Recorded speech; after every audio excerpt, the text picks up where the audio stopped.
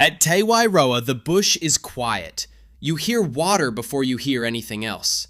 A stream working down through fern and moss. A bird somewhere above the track. The small, ordinary sounds of a place that has had more than a century to grow soft around its own wound. But under the green, the ground is not ordinary. There are walls that had to be dug out. There are floors that were once kitchen floors. There are places where people slept, where travelers left their bags, where a village stood because the world had decided that beyond this road and lake, there was something worth crossing oceans to see. Te Wairoa was not built to be a ruin. Before dawn on the 10th of June, 1886, it was a living village near Lake Tarawera, close to Rotorua, on the route to the Pink and White Terraces. Visitors came here on their way to what many called the eighth wonder of the world. Guides worked here, hotels stood here, boats left from the lake.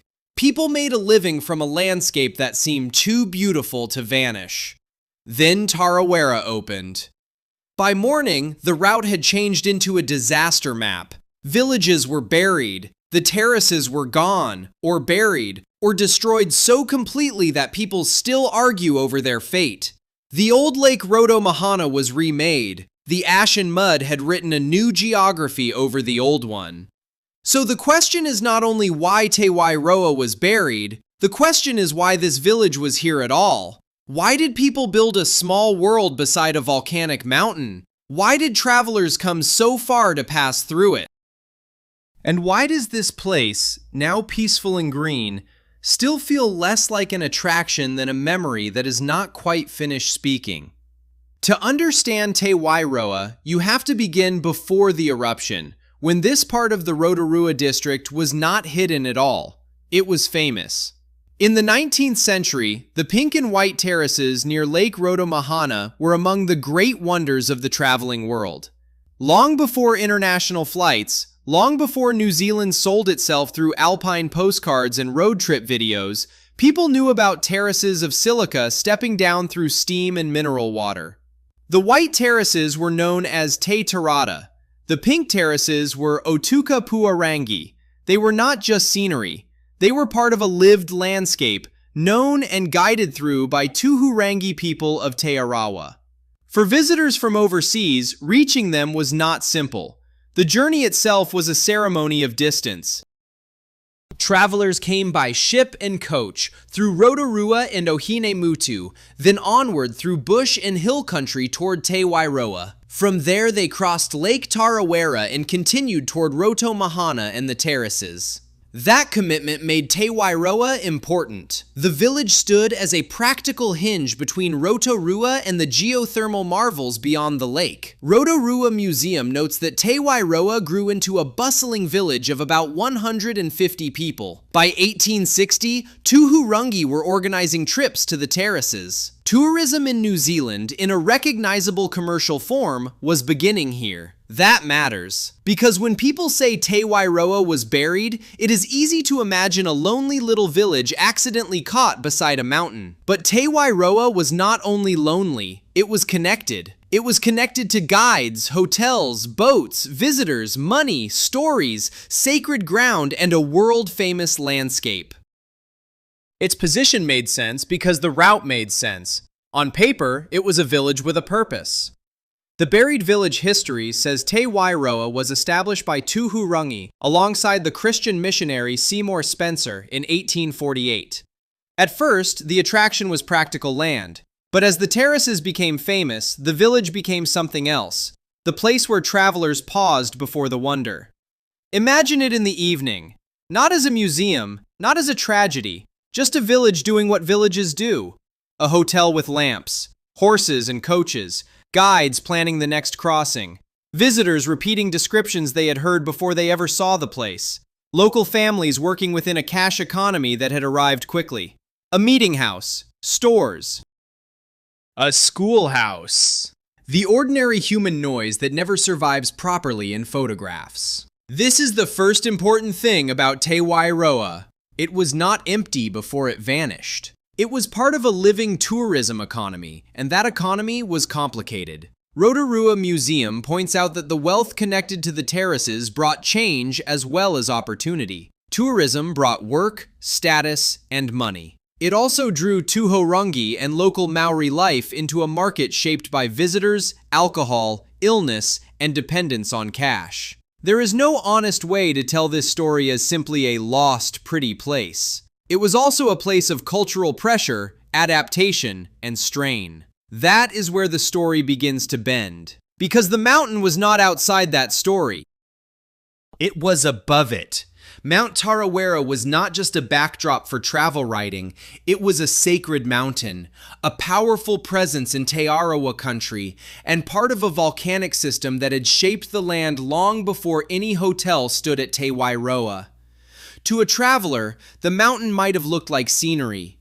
To people whose whakapapa and memory belonged to the district, it held deeper meanings. In the days before the eruption, one story became famous. While crossing Lake Tarawera, guide Sophia Hinarangi and others were associated with the sighting of a mysterious canoe. Te Ara records the account and the warning interpretation given by Tuhoto Ariki. We do not have to turn the story into cheap supernatural theater.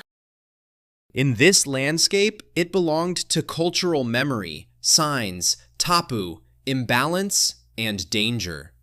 And then came the night. The night of the 9th of June, 1886 was cold and clear. In Te Wairoa, people slept. Some were locals, some were visitors. The terraces still existed. Lake Rotomahana still held its old shape. The route still made sense. The world had not yet been divided into before and after.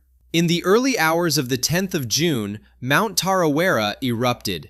NZ history describes people being jolted awake by earthquakes, lightning, fountains of molten rock, and columns of smoke and ash.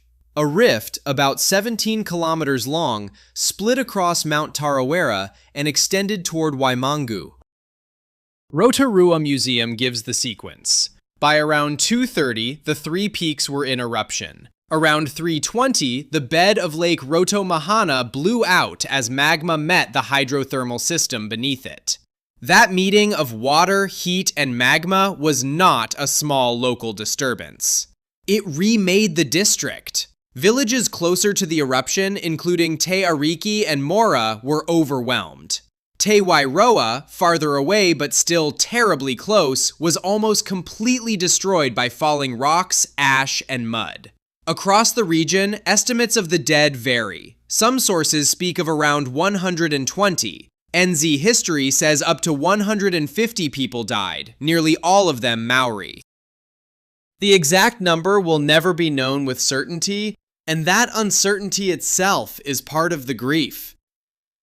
This is where Te Wairoa becomes more than a buried village. Because the midpoint of the story is not simply that the village was covered. The deeper twist is that the destination itself disappeared.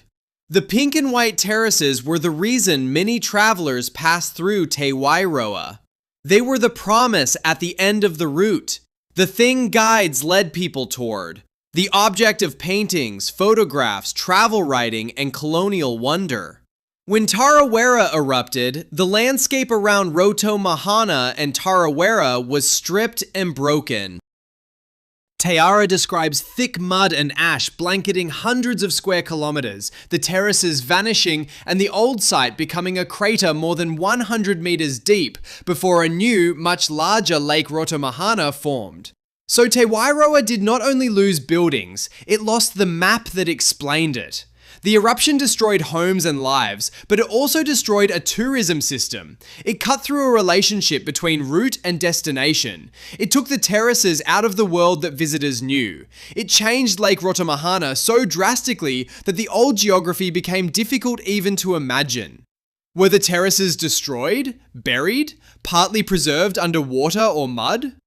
Science and other researchers have continued to study the question. Some findings have suggested remnants may exist. Other work has revised or challenged earlier interpretations.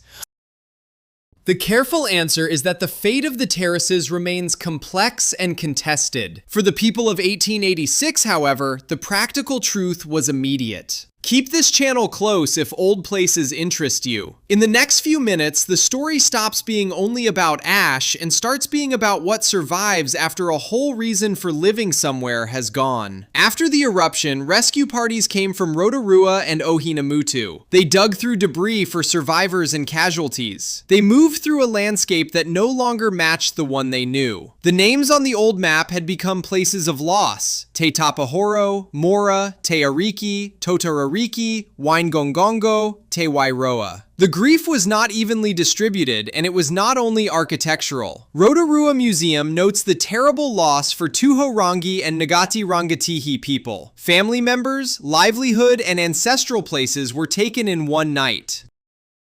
Many survivors were later offered land to resettle at Whakarewarewa and Napuna in Rotorua, where descendants still live today. That detail matters because it keeps the story from ending at the ruin gate. The people did not vanish into the ash. They carried memory elsewhere. One of the strongest witnesses to that survival is Hinemihi. Hinemihi o Te Ao Tawhito was the meeting house at Te Wairoa. On the night of the eruption, people sheltered inside her. Accounts differ in the number, but the point is clear. Hinemihi was not only a building, she was a place of protection. The National Library records her survival through the eruption, partly buried in volcanic debris. Te Arawa Stories notes that she remained at Te Wairoa for 6 years after the eruption, then in 1892 was bought by Lord Onslow and shipped to Clarendon Park in Surrey, England. That is one of the strangest and saddest turns in the whole story. The meeting house that sheltered people from the eruption did not remain with the buried village. She was taken across the world. A survivor became a displaced survivor. You can feel the shape of New Zealand history in that one fact. Tourism, colonial collecting, Maori art and architecture, disaster memory, survival, removal, and the long effort to speak properly about what was taken from where. So when Te Wairoa is presented only as a buried attraction, something important is lost. It is an archaeological site, yes. There are excavated remains, a museum, recovered objects, and the Te Wairoa Falls Trail. But beneath the visitor experience is a deeper pattern. This was a village where the ordinary things became evidence. A bottle is not just a bottle. A threshold is not just a threshold. A buried wall is not just a wall. Each object has two lives: the life it had before the ash and the life it has now as proof that the before was real. That is why the site feels different from a simple ruin. Ruins often ask you to imagine a slow decline. Te Wairoa asks you to imagine interruption. One evening, the village still belonged to the living. By morning, the ground had changed ownership. And yet the place is not silent in a dramatic way. It is quiet in a practical way. The bush has returned. The stream still moves. The waterfall still falls. The modern visitor walks through a landscape that has softened but not erased the violence of that night. That softness can be misleading. New Zealand is very good at looking peaceful over unstable ground. A green slope can hide a fault. A lake can fill a crater. A tourist track can cross a place where the map was rewritten by heat and water. Around Rotorua, the earth is still active. The past is not a sealed box. It is part of the same living land. The Pink and White Terraces were not just a scenic wonder waiting for European travelers to admire them. They were part of a Maori landscape. They were guided, interpreted, and worked within local systems. The tourism around them created opportunity and strain. When the eruption came, it did not destroy an empty attraction. It struck communities whose lives were already being reshaped by the visitor economy. If you stand at Te Wairoa today, the temptation is to look for the most dramatic object: the half-buried wall, the old hotel site, the dark soil, the path into the bush. But the strongest object may be the route itself. Think of all the movement that once passed through here. Travelers moving from Rotorua toward the lake, guides moving between languages and expectations, boats moving across Tarawera, money moving through a village that had learned to host the world, stories moving outward, making the terraces famous, then ash moving down, covering the proof. After the eruption, movement changed direction. Survivors moved away, rescue parties moved in, artifacts moved into collections, Hinamihi moved across the sea. Tourists later returned, but now they came not to pass through Te Wairoa toward a wonder. They came to Te Wairoa itself because the village had become the story. That is the final transformation. Before 1886, Te Wairoa was a gateway. After 1886, it became a destination of memory. That is not a small change. A gateway is a place you use to reach somewhere else. A memory site is a place that asks you to stop. And attention is a responsibility. It means not flattening the story into a slogan, not using the phantom canoe as a cheap scare, not treating the dead as atmosphere, not pretending the eruption was only a natural event without human consequences. That is how places survive, honestly.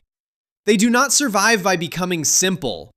A landscape is not just scenery because visitors call it scenery. A village is not just a stop on the way to somewhere famous. A route is not just a line on a map. Every place has systems under it. Cultural systems, economic systems, geological systems, family systems, memory systems. Most of the time they hold together quietly. At Te Wairoa, in one night, they came apart. And then, slowly, another system formed around the remains. Excavation, storytelling, museum work, descendants, science, tourism again, and the long, unfinished work of remembering with respect. That is why the green quiet feels so heavy. It is not empty quiet. It is layered quiet. Under the ferns is the village. Under the village is the root. Under the root is the old wonder of Rotomahana. Under that is the restless earth. And above all of it is the question that Te Wairoa still asks better than any dramatic headline could. What do we owe to a place after it has carried both our curiosity and our grief? If you ever visit, go gently. Read the signs. Stay on the paths. Remember that the ground is not just picturesque. It is a record of people trying to live, guide, host, shelter, survive, and begin again. I'm Graham, and old maps have a habit of showing us not only where places were, but what people once believed would last.